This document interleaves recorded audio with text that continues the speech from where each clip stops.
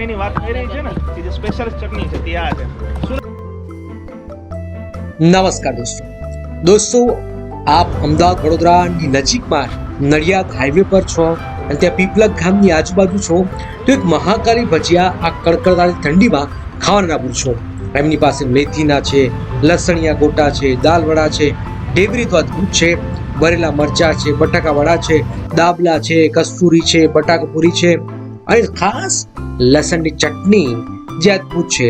તો આજે આપણે વાત કરીશું મહાકાળી ભજીયાની. અચ્છા, તો મેથી ગોટા ઉપરાંત બીજા ક્યાં ગોટા હોય છે તમારે? દાળ વડા, બટાકા વડા, ઢેબરી. અને સામે પડેલા છે એ દાળ વડા છે, આ બટેટા વડા છે ને. તો અત્યારે મનીષભાઈ સરસ મજાના ગરમા ગરમ મેથીના અને સાથે બટાટાના વડા પણ બનાવી રહ્યા છે. તો તમે જુઓ કે કેવી રીતે સરસ મજાના તળાઈ રહ્યા છે. અને કેટલી વાર લાગ્યા તળતા? આવા તો લગભગ 6-7 મિનિટ થાય. 6-7 મિનિટ લાગે. 6-7 મિનિટ થાય ને ખાલી.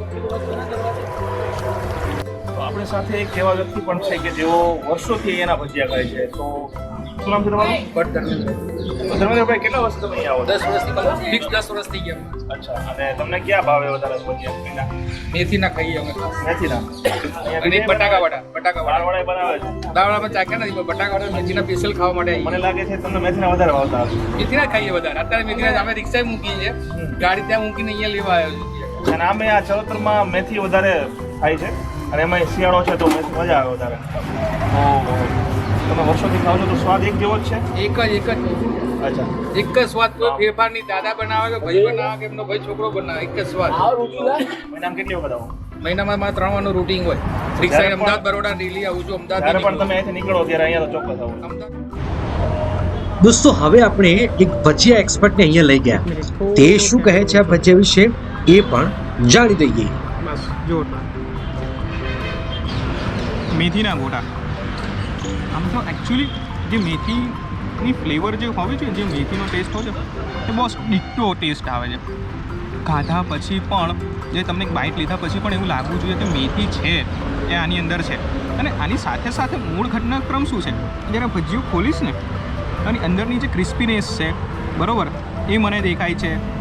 એની અંદર જે કંઈ પણ એમને ઇન્ગ્રેડિયન્ટ્સ નાખ્યા છે એ ઇન્ગ્રેડિયન્ટ્સ પણ એની અંદર દેખાય છે, બરાબર છે. તો એ ઇન્ગ્રેડિયન્ટ્સ પણ પ્રોપરલી દેખાય છે. એટલે કે માત્ર બનાવવા ખાતર બનાવી દીધા એવું નથી ને પ્રોપરલી આ બોઇલ્ડ થયેલા છે, પ્રોપરલી આ ચઢેલા છે, જેથી કરીને જ્યારે તમે આને ખાઓ ને ત્યારે ભજીયું તમને કાચું ન લાગે. પણ ભાત, તને એની જે ફેમસ ચટણી છે એ કેવી લાગે? જરા ટેસ્ટ કરીને મને કે. એ મારે છે ને લુખ્ખી ટેસ્ટ કરવી આ તો પડશે. લુખી ખા, સાચું કહેજે, બરાબર ને? ફર્સ્ટ રિએક્શન શું હોય આ ચટણી ખાધા બાદ? અવેસમ. આવી ચટણી ક્યારે નથી ખાધી. તીખી લાગી તને? શું થયું? ખાટી અને તીખી બંને લાગી છે અને થોડું એમાં મીઠાશ પણ લાગી રહી છે. મીઠાશ એ કોઠાના કારણે લાગે છે થોડી ઘણી. યસ. અને મીઠાશ પણ લાગે છે. તો આવી ચટણી એ મેં ક્યારેય નથી ખાધી.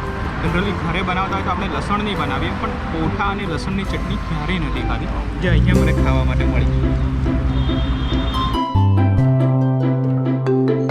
હવે દોસ્તો, ભજીયા તો અદ્ભુત છે, ચટણી પણ અદ્ભુત છે, પણ માહોલ, જગ્યા પણ અદ્ભુત છે. ચારે બાજુથી મસ્ત મજાનો પવન આવી રહ્યો છે, મસ્ત મજાની જગ્યા છે અને ગરમા ગરમ ભજીયા છે. બીજું જોઈએ શું?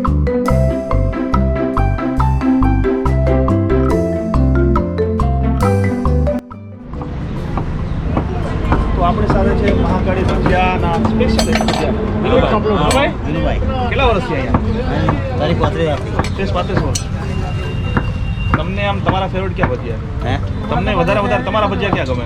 મેથીના ગોટા, બટાટા વડા, દાળ વડા. પણ એક કેવા હોય તો કે ભાઈ મને આ સૌથી વધારે આ ગમે? મેથીના. એમ જેવથી વાલા.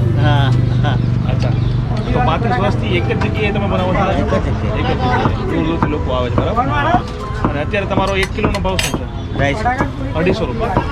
ક્યાં ભજીયા નાખી? કોઈ પણ ભજીયા લો. કોઈ બી પૂછો, દાળ વડા, બટાકા વડા, ડાબલા, ઢેબરી, કસ્તુરી, મરચાં. ભજીયા કોઈ પણ લો તમે, ભાવ છે 250, 1 કિલોના. અને તમારી સ્પેશિયાલિસ્ટ છે તમારી ચટણી, જેને ખાવા માટે લોકો આવે છે. એ ચટણીમાં તમે શું નાખો છો? રસણ એવું બધું. હે? રસણ એવું બધું.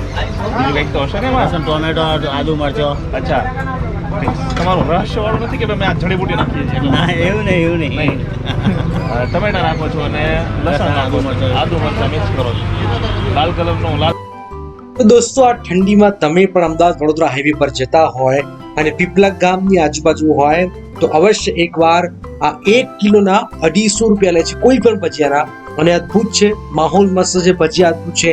તો એકવાર આ હાઈવેનો સ્વાદ જાયકા લેવાની બિલકુલ જરૂર છે.